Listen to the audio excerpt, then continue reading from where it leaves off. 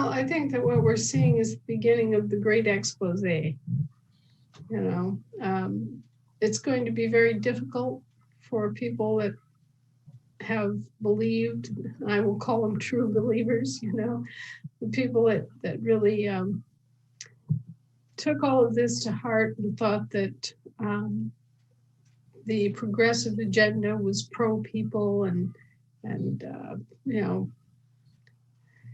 really neither one of the political parties are pro-human or pro-people agendas at their root. The Democratic Party agenda has been criminal from the time of the Civil War because they never wanted to give up slavery, and they didn't. They were unable to keep it alive because the municipal government is a plenary oligarchy. And so what they basically did is the Southern Democrats waggled this carrot in front of the municipal Congress and said, hey, look, if we continue and expand slavery, look at all the money and assets you can get.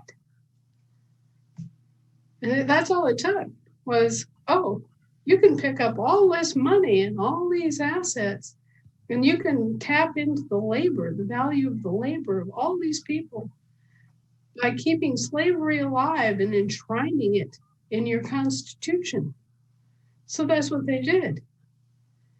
And gradually, although it started out re-enslaving the plantation slaves as public slaves in the civil servant venue, it gradually expanded, and they figured out ways of attaching all of these adhesion contracts and all of these undisclosed unconscionable contracts on Americans via the territorial government. Mm-hmm. And really what's so terrible about this is that the territorial government is complicit too. Mm-hmm. So our military is complicit. Mm-hmm. Yes, sadly. They didn't actually do it in the sense of supporting the kind of, they're supposed to be working under the Emancipation Proclamation. They're supposed to be freeing the slaves, right? Mm-hmm. But in essence, when they do that initial registration of American babies as British territorial U.S. citizens and, lost on the battlefield and all that crap, that's where they colluded on this. Because if they hadn't done that, then the municipal government would never have been able to access our names and abuse our persons and evade their constitutional obligations. So it took both of them working in collusion to make this happen. Mm-hmm. And that's what's the sad and scary part. There is no good guy in this scenario. There are individual good people. There are individual good leaders that try to overcome the misdirection that has been so prevalent. But in essence, what you've got here are two gigantic commercial companies in the business of purveying governmental services.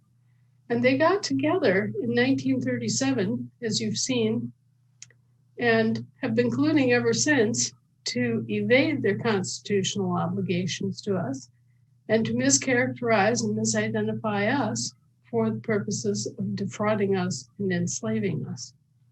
And you're referring to the 1937 Declaration of Interdependence, right? Right. It's called the Declaration of Interdependence of the Governments in the United States. And you will notice that it's the capital T, small h, small e.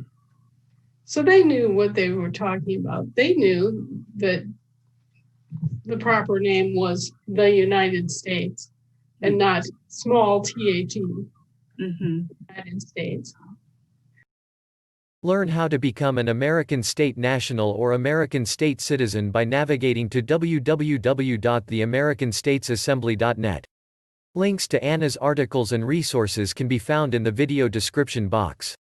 Thank you for subscribing, liking, sharing, and commenting.